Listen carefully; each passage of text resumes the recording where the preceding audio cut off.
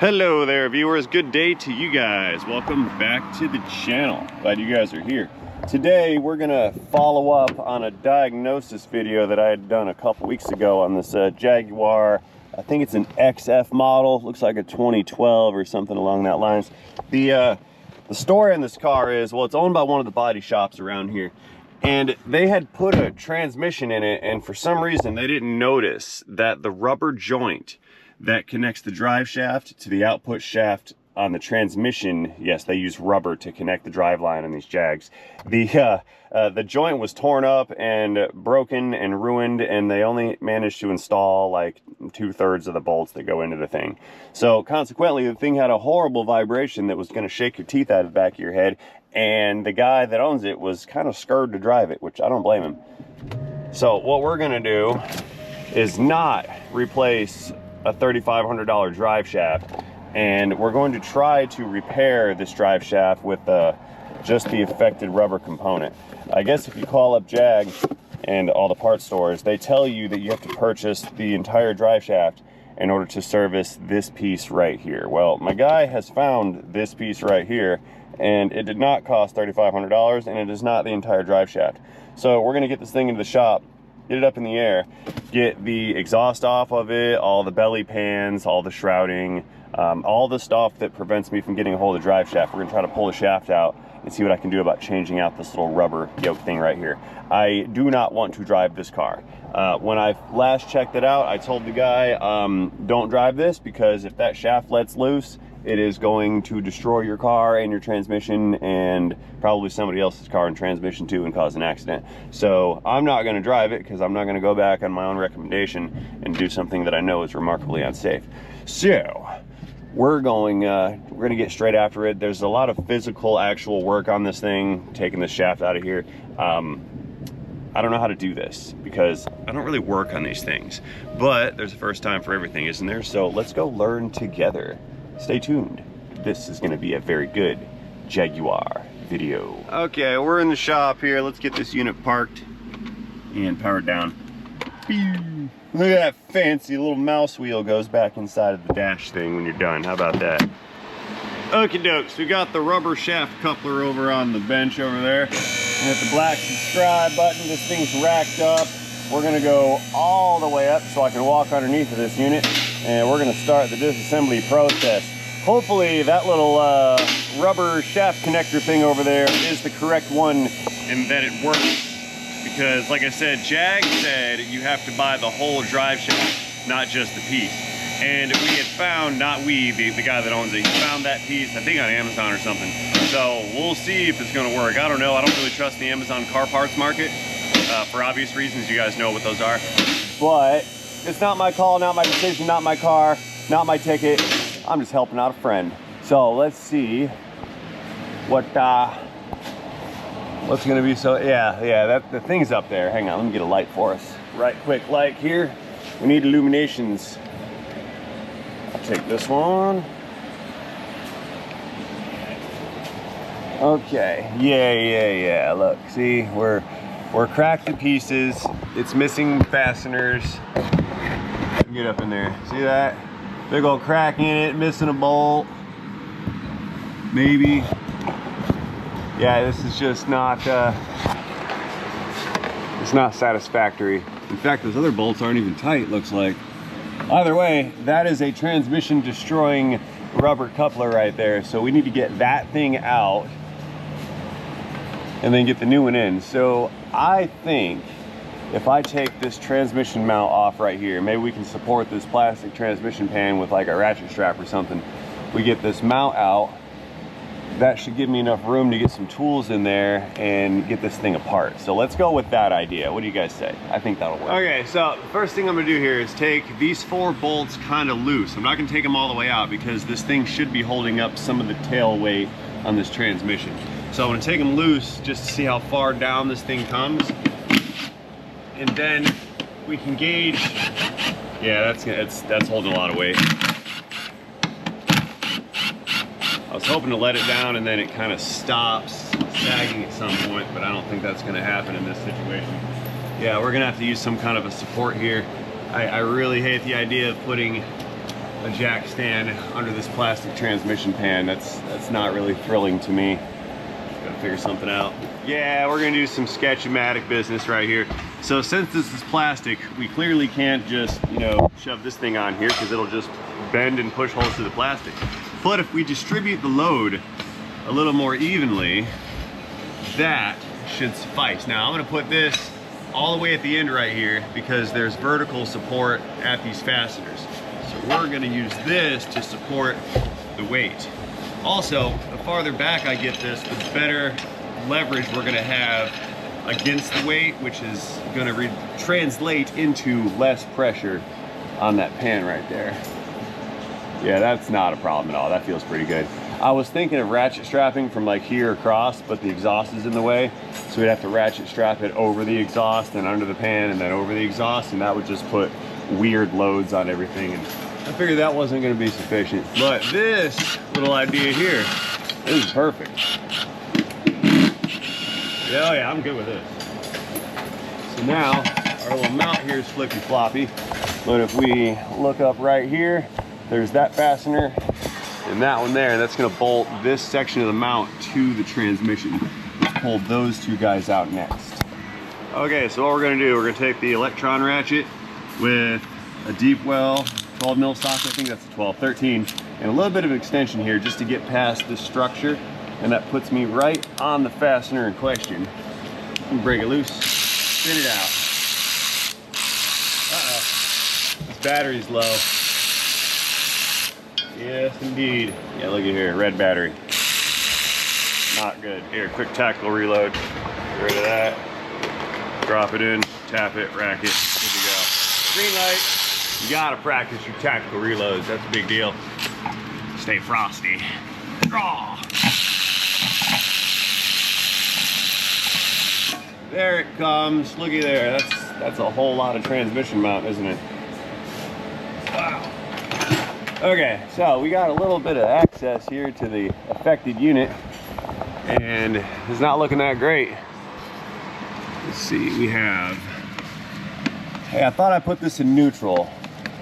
What is this? Thing's locked in. Well, that sucks. I have to reach around. Okay, well, at least one of the bolts is already taken out, so I've got 2 bolts here to remove, and that should let the drive shaft come down, and then we can get these other 2 out. Great. Let's see here, maybe. Ha! Hey, look, I think I found out where that missing bolt went. We have to tighten these. You put them in. Yeah, that's horrible. Look how loose this was. Watch this. I'm gonna tighten it up. Look. You see that? No wonder it vibrated.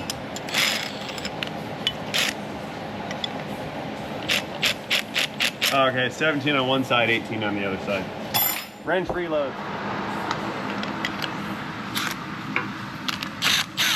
Yeah, that was easy. Oh my, I drove this. I drove this fast at like 60 miles per hour. That's a little scary. What are you doing? What? What are you doing? Running into you with a ladder. I am getting a ladder to put this car back in neutral. Because it went into park, and I need it in neutral. So I'm doing something super safe. What are you doing? Watching you. Watching you? Watching you, make sure you're safe. I'm always safe.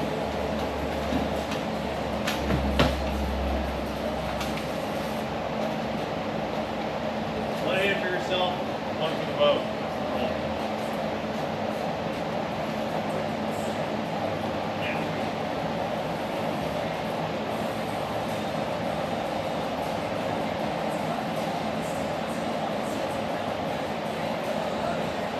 It won't let me put it in neutral. So now what? I don't know.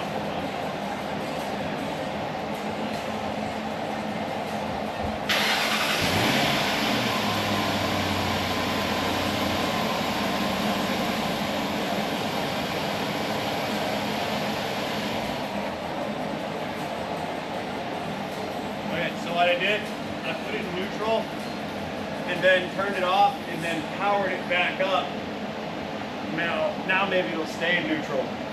Or I have to keep climbing up and down this ladder all day. That'll be quite annoying. Yeah, a little bit. Let's see if I can turn this back. Will it help here? Yeah, there we go. Turns now. That's what we needed. That guy. These bolts weren't even loose. That's a drive shaft, dude. The drive shaft bolts were loose. Bad.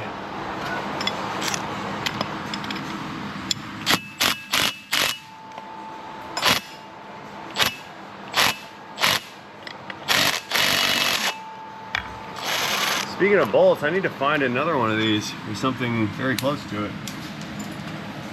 Here, let's see if the rest of these bolts are tight right here. Yeah, that one's good. Unclick. Oh yeah, that's real tight. I've underestimated that. Okay, new tactic. Try something else here. We need to hold this thing stationary. I could put it in park, but I don't want to. Oh wait, never mind, I just put itself in park, I think. Yeah, okay, the truck's back in car. The car's back in park now.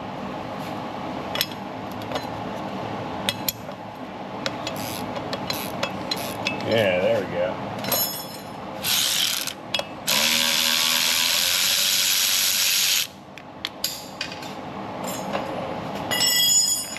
This is incredibly, oh, what's the word? It's kind of annoying, to tell you the truth. Because now I'm realizing I can't get to those bolts again. But while it's in park, I'll take this opportunity to crack them all loose. Oh, never mind. Now it's... Oh, that's the one that's missing or something. What's going on with this? I'm confusing myself. I have no idea what I'm doing. Yeah. I can't figure this out. What have I done? Now I'm... Okay, wait. I got an idea. There, watch. We're putting that in there. Now the thing can't move, right? Since it can't move, now I can break this thing loose. There. It's ridiculous. Why does this even exist? Like, that's what I'm not comprehending. This should not even be a thing. Rubber drive shaft. Woo! Sneeze came out of nowhere. Ding.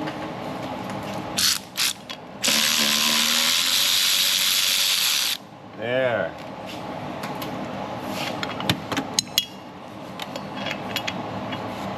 Okay, there's the other bolt. Take this one back right here. And let's pry bar that shaft off the little rubber deal.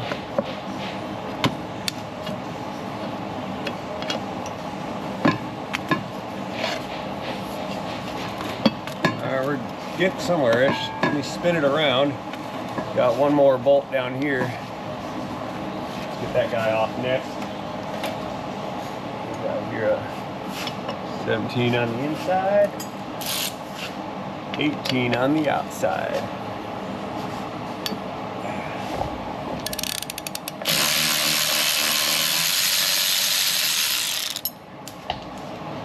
Sweet. There she is.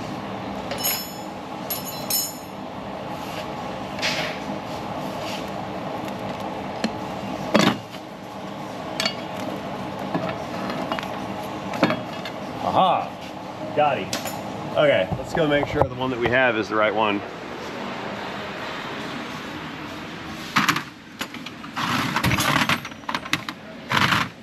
New one. Old, cracked, damaged one. Yeah, that thing's tore up from the floor up. I believe this is the correct part. Okay. Sweet, let's get her installed. This should fix our problem. Until this one breaks, of course. let's see, we've got a protruding insert right there.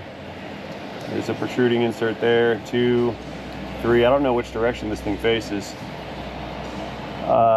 There's recessed collars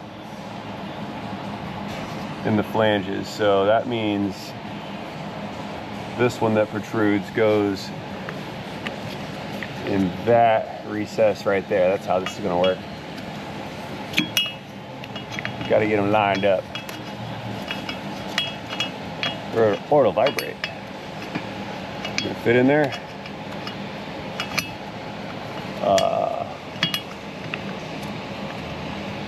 Yes, no, maybe so. I don't think that fits. Or if it does fit, it has to stretch to go in. Oh, this is, all right. Let's see if it fits on the other shaft over here.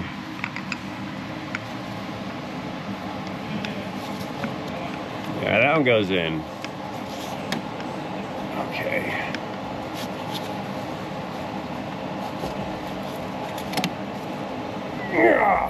Trying to pull this thing forward, it didn't want to go.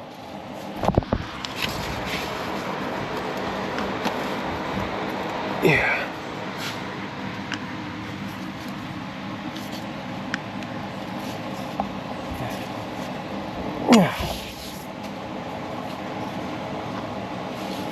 Yeah.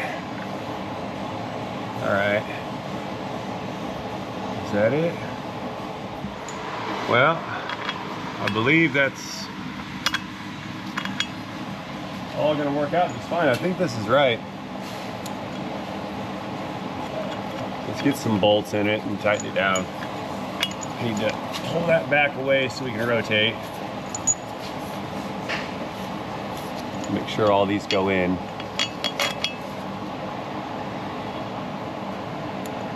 Lauren went down to the hardware store to go fetch some new bolts because I can't find one in my stash that's going to work for that missing one that's over there.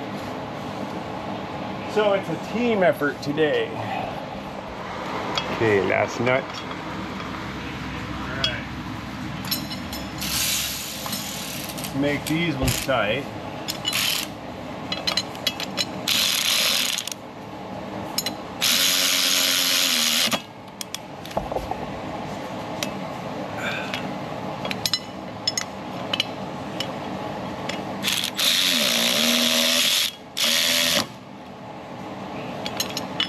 Look, it says it's made in Germany. So you're telling me you can get the actual component from Amazon? Ah, for a Jaguar. How about that? Learn something new every day about the world's economy.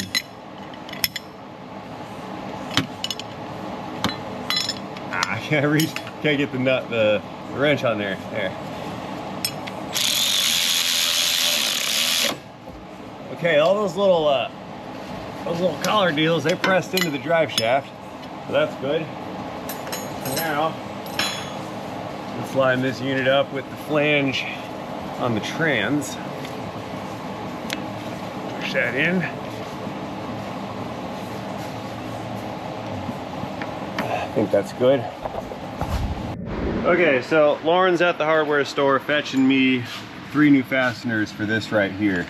So let's leave that one in there for right now, just so we know that's where it goes.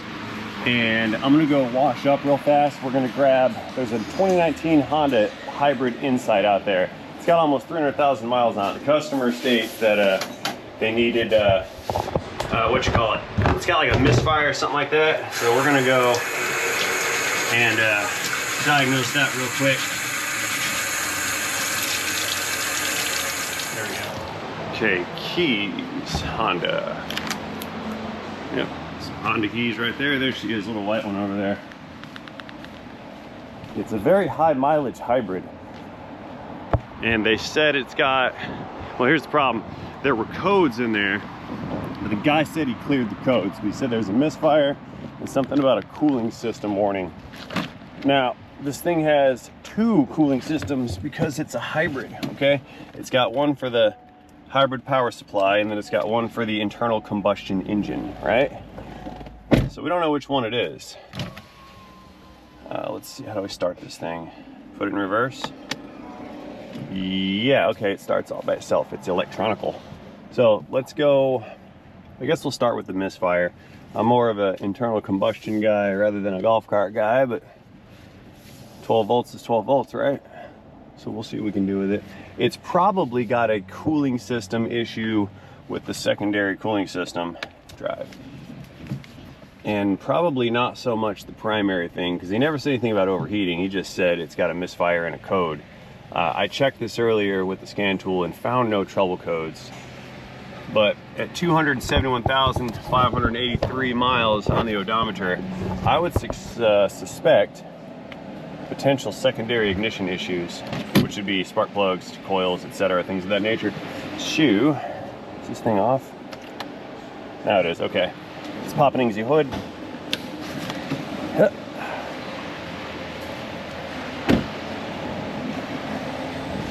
I believe this has a 1.5 liter 4-cylinder. Yep, little itty bitty Earth Dreams technology engine. Look at that. Okay. Yeah, look at here. Look, we got a couple new coils. That one says Hitachi. That one's probably Amazon. That one looks OE, same as that one. Yeah, let's pull some plugs out of this thing and see what they look like real quick before Lauren gets back. Let's enter this thing into service mode here. Look at that. No, wrong hole.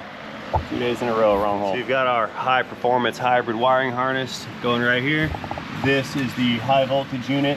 I believe that's the inverter for the drive system in the transmission unit down there. I think that's the inverter. Let's see, we've got two cooling systems, right? There's a internal combustion engine cooling system, a regular radiator. Okay, we have coolant in there. That's a good sign. Let's just correct that issue right there. Now the label's facing the right way. And this one should be the reservoir for the secondary cooling system. Take a look. We've got Honda Blue in there, so that has coolant in it. So the coolant didn't leak out. So maybe something else is going on, like the little pump. I'm gonna need the code to actually figure out what system to start looking into. But misfires are pretty easy. So let's pull these coils and plugs off real fast. I can't say I'm thrilled with these no-name coils. It's a huge problem, cheapo, aftermarket, fake, counterfeit coils on the internet, because the actual coil is 100-something bucks, 70 bucks, maybe 60 bucks. But you can find these, the cheapo ones, you get like a whole set for $42. And the price point says there's an issue there. That valve cover sounds hollow. You hear that? I mean, it is hollow, but I hear the plastic vibrating.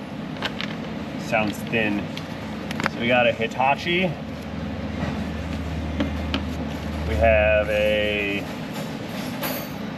oh, this is totally a cheapo right here. Not one part number, no label, nothing on it. Okay, I don't think I like that. This one, that's a Hitachi, that's an OE coil right there. It just says Hitachi engraved in the side right there, nothing on the top. So that one's probably a good one. And then this one also says Hitachi on it. So we've got one Hitachi replacement, one Amazon replacement, and we've got the two originals over here on number 1 and number 4. I believe they had said cylinders 2 and 3 were the misfire cylinders. I think that's my recollection. I see a valve cover gasket leak. There's spark plug tube seals. That's the tube, that little metal thing right there. And there are seals in the valve cover that seal those tubes up. But I don't see any oil down on the spark plugs. Let's get another light, take a closer look.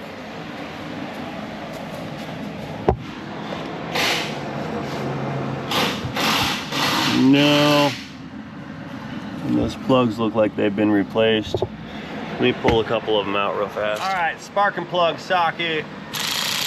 That's the wrong one. Imagine that, I grabbed the wrong tool. So I just went on a 20-minute read about how I couldn't find my spark plug socket that I've owned for 30 years.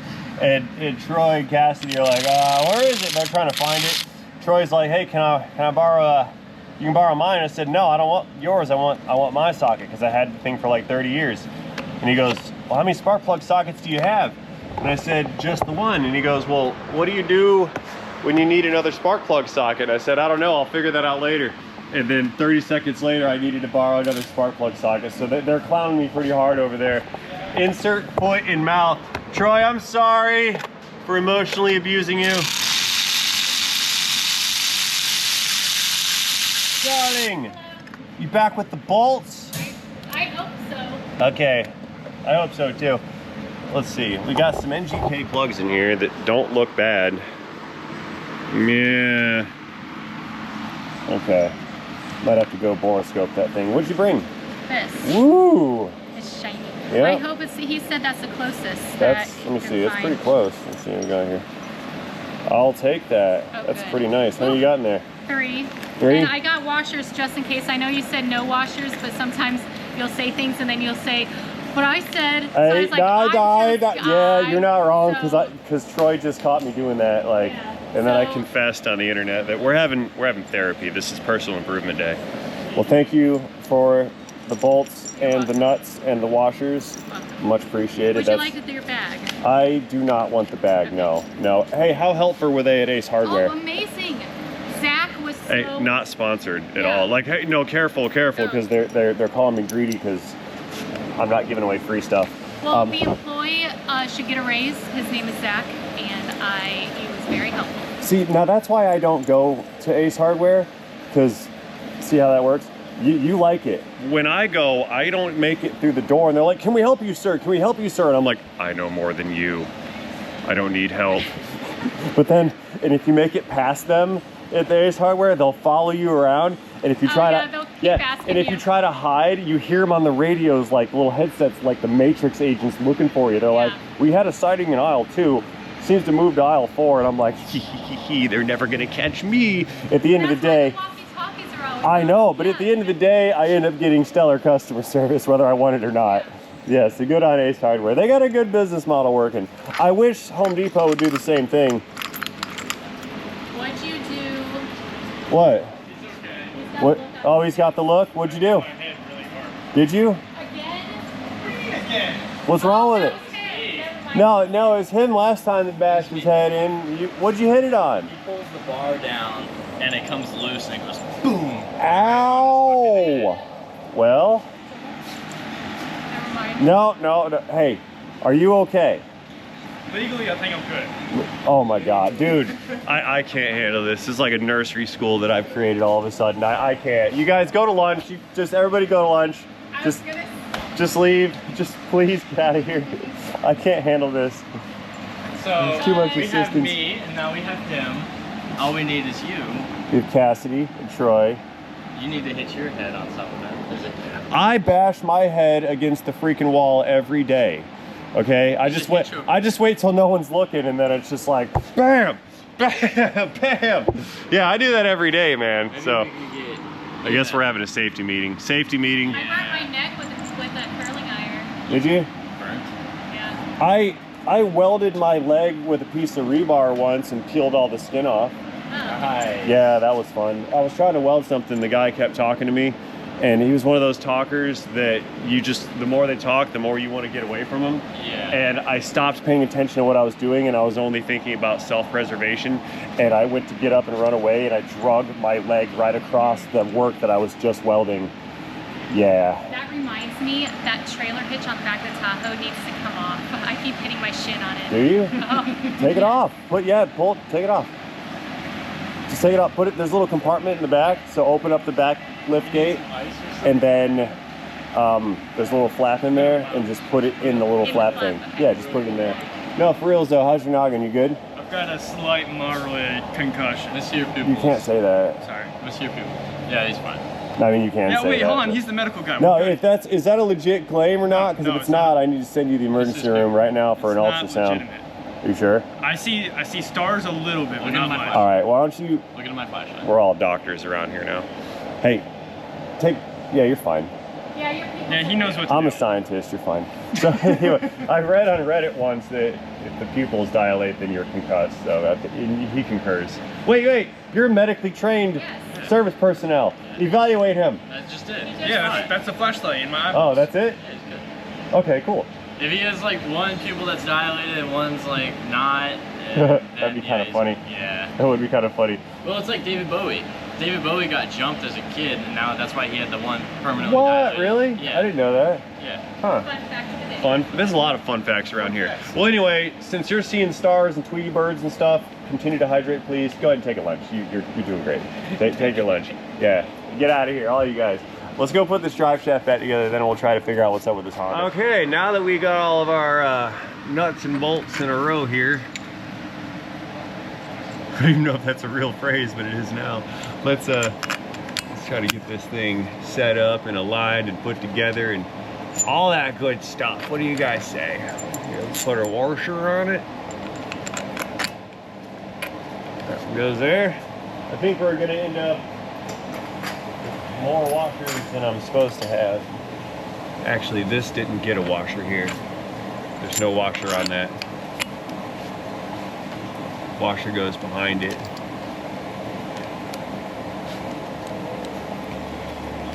Get the nut on.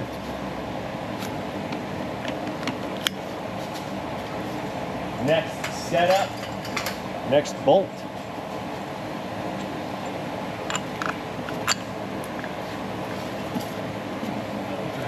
Get in there. Get in there, please. Get in there now. He doesn't want to get in there. There we go. Stopped asking. Okay, I need to climb back in and power this thing up again.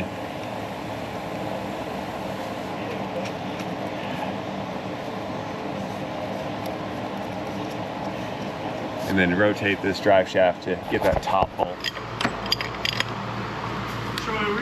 So getting one of these to go in, that's one thing. Getting the others to slip in is gonna be another thing.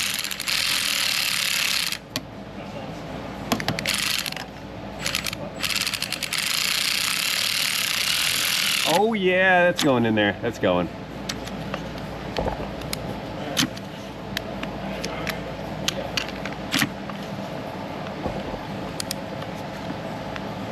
Okay.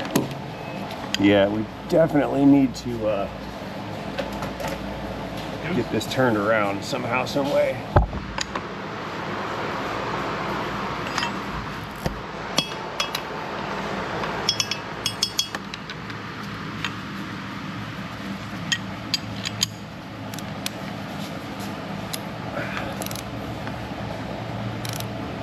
There we go.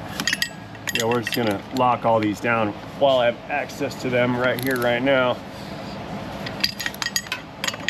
Those ones are already tight. So now I'm going back up top, put it back in neutral, spin this thing around, and then get that last one tight. Then we'll go drive it after I move that Honda and see if that vibration's gone. I'm pretty sure it will be. Okay, so one hand for yourself and one hand for the boat. You heard me say that earlier. What that means is when you're doing something dumb, like crawling around the side of a moving boat, you got one hand to work the boat and one hand to make sure you don't fall off anywhere. So there's always at least 2 points of contact with what is stable. So in that case, it was 1 point on the floor, lift arm, 1 point here. That made me stable, that I can crawl in. 1 point of contact in the car. Second point is my derriere, and now I'm in. Doing dangerous things very carefully. Just start it up. Foot on the brake, quick neutral. Power down. Transmission not in park, we know. But one hand for me. Second point of contact. Standing. Switching contact points. Scooching. Reaching. Climbing. In a world of OSHA violations.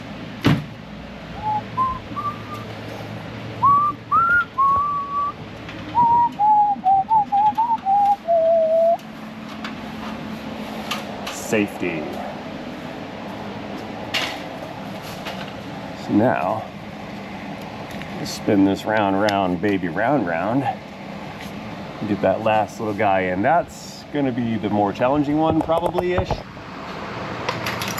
Oh, let's find out. Yeah, yep. Nice and challenging, went right in. Okay, so, one washer.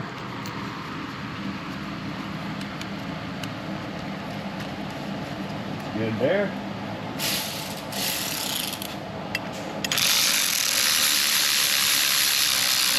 There we go. It drew that little collar deal right into position. Dowel. That's the word, not collar. I should have been saying dowel. Hold the dowel into position. Okay. That is tight. Good with that. Check these other ones real quick, like, just to make sure I didn't miss one by accident, because I'm slightly distracted. Not a whole lot, but enough to overlook something. That one's good. That one's good.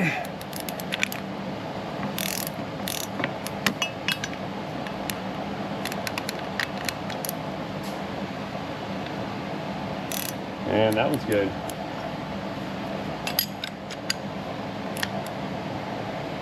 Yeah. Alrighty.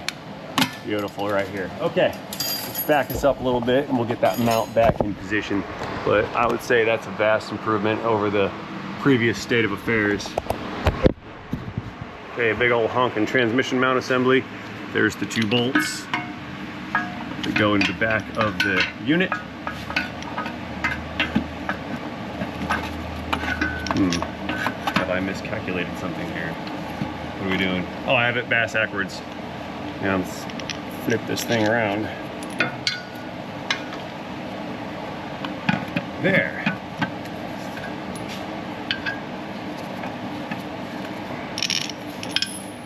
I meant to do that.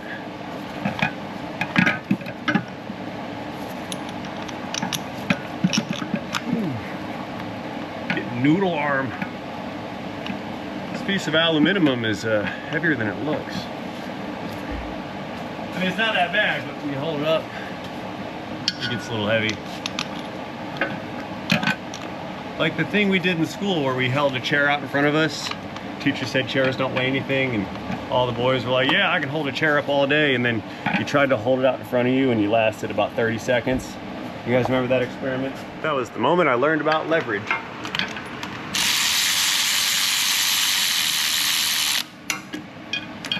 That and the monkey bars. No, the merry-go-round. Actually, the merry-go-round was better for centrifugal force. Centrifugal, whatever the word is. You guys type in the comment section down below. It's one of those words that nobody knows. Okay, mounts on the transmission. We're good there. So, let's run the little jack thing up. It's gonna bring those mounting flange deals closer to the body.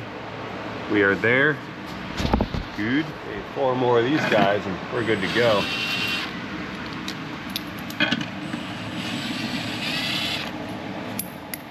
Two on that side over yonder.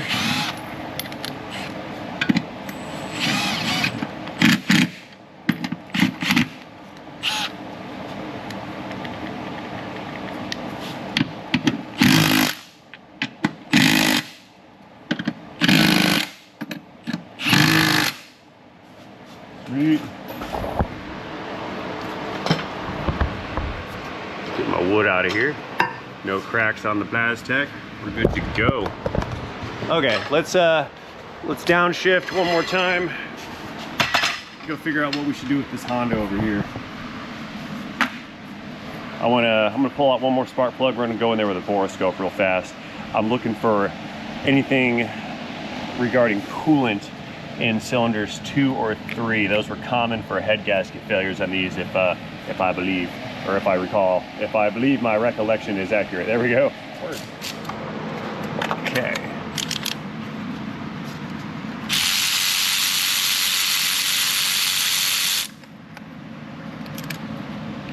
There's our next plug, an NGK. This thing looks fantastic. Nothing wrong with these guys. Okay, borescope coming in. We have a camera on a stick. It's going to give us a little preview of what we're doing or what may be happening down in this cylinder here. And looks like my probe is too big for the hole. That's unfortunate for all parties involved here. Oh, come on. We're not doing it.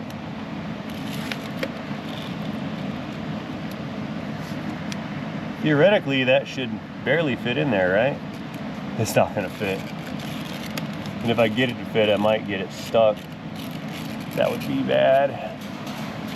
Well, that's not going in.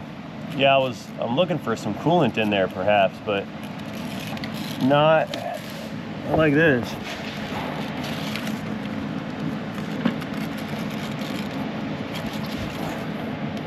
Oh yeah, now we got it. There she is. We're in the hole. So what do we have in here? Very clean looking cylinder. The piston's pretty clean on top. See it right there? Right on the right hand side. That's really clean. There's no carbon buildup on it at all. Let's check the other one. This is the one that had a new ignition coil in it, right? That new Hitachi. And then this one had the new Amazonian one. Yeah, another clean piston.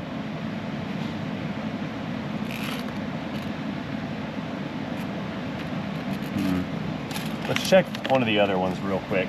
Because if we got communication between coolant and combustion chamber, between those two,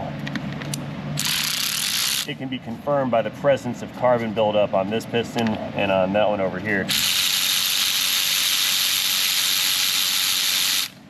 Yeah, for a 300,000 mile car, that was very clean. Let's get in here and check our next one.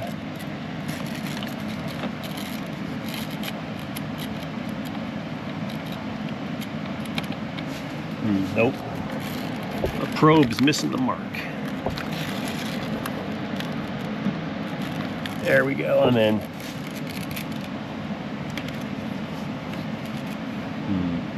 see that one? That's got a lot of carbon on it.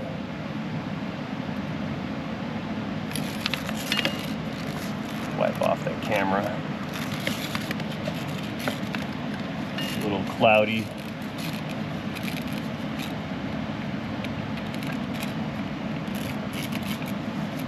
Get in there. Yeah, this one's got a fair amount of carbon built up on it.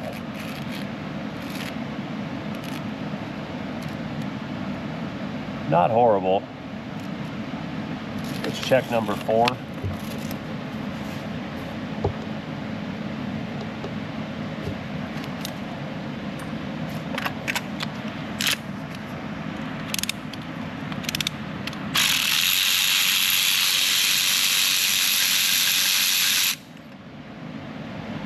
Plug looks great.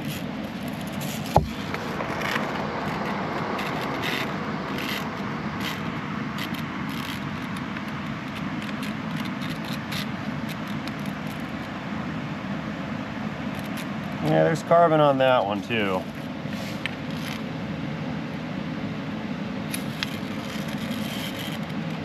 Back to number 3. Yeah, these are a little cleaner.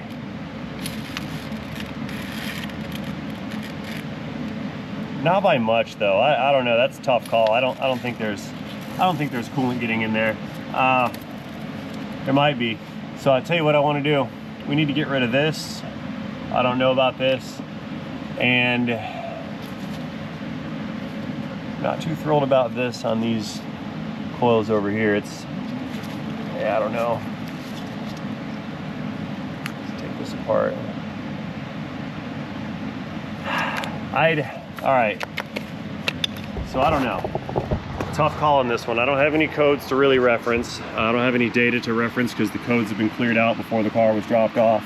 I can't do anything about the cooling system issue because I don't know what it is. I do know it has coolant in both systems, but I don't have a DTC on that. So what I think I'd like to do, since we know we have good spark plugs and I've got questionable coils, I'd like to put a set of known good coils in it, put those plugs back in, and give this thing back to the guy, or just drive it and put some miles on it.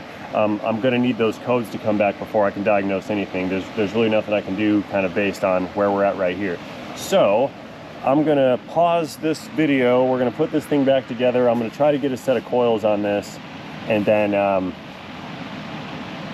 if I can do that in a timely manner, we'll do that first, and then we'll go test drive this thing to finish up, to check and see if we've got that vibration going on still. Does that sound like a plan? It sounds like a plan to me. That's what I would do if it was mine. And when I don't know what to do, I tend to approach those on the, you know, what would I do if I owned it type of deal. So that's what I'm thinking. Okie doke. So I got the call in on this one right here to see if we can't put some coils in it. Oh yeah, it's a hybrid. It doesn't start first. Reverse button. That one, there you go. Yeah, I've got the call in on this one to see if we can put some coils in it, and wait for the call back on that. So we're gonna back this unit out and park it, and then go drive the Jag. Winders up, park. I couldn't find the P for a while. It was worn away, and the first time I got in this, I spent like 15 minutes trying to put it in park. I was somewhat confused. Okay, tail lights are still on this, so I'm hoping we have battery left to start. Had this ignition on for about an hour and some change. Let's let the Jag down. We'll take it for a quick spin and see what we've got to work with here. Coming down. And contact. There we go. Let's clear the rack out.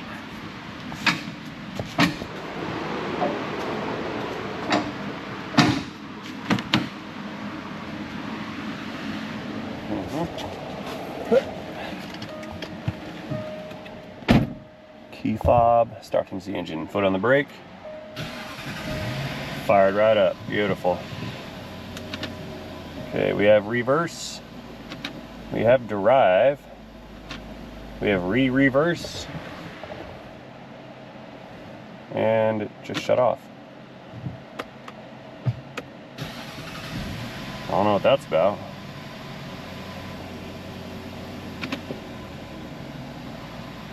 Huh. Remove drive shaft, brake engine. Yeah, that was a little strange, but that's fine, whatever. Okay, let's see.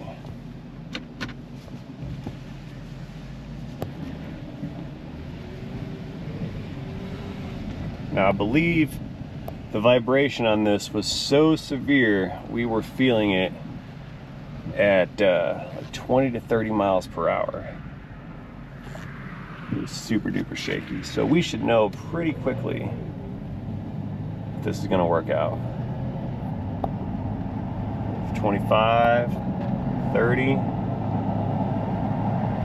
All right, yeah. Oh goody, yeah, this feels fantastic. No driveline vibrations felt. I'm good with that. We'll give it one good throttle pull over the bridge. We'll hit about 60 miles per hour, and if we make it to 60 and no vibe, then this one is good to go. Clear.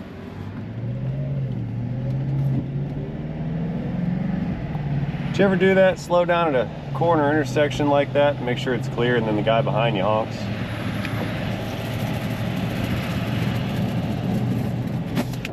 Okay, we do have a vibration that's in the steering wheel. See that? Look at that wheel chatter back and forth.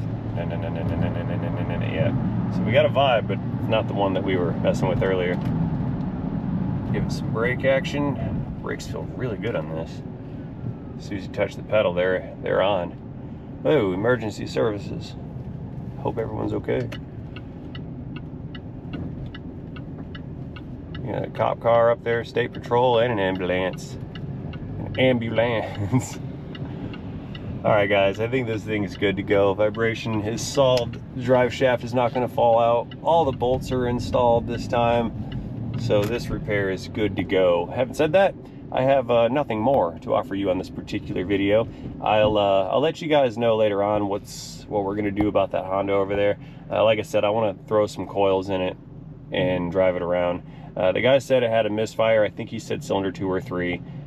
We saw that they changed some coils, but I wasn't too pleased with one of those particular coils. I just don't have any information to make an accurate diagnosis on it, so I like to rely on if you don't know what to do, don't do anything. And that's kind of where I want to be. I don't really want to do anything with it because I'm at a massive diagnosing disadvantage. I have no information to go off of. So the best I could offer on that is a set of coils, and then retest and recheck and see if the symptoms go away. And if they return with a known set of good ignition components like coils and plugs, then further diagnostic would be required. But at this point, my hands are a little bit tied. So this one's good, the other one is pending, and I got a parking lot full of other stuff to get after. So when I get back to the shop, I'm going back in for car number 3 today. That being said, I'm all done with this video at this current point in time. Let me know what you think about this video in the comment section down below. Do not forget to engage that like and subscribe button while you're down there. And most importantly, have yourselves a fantastic day. See you guys later. End of video, end of Jaguar vibration, end of transmission.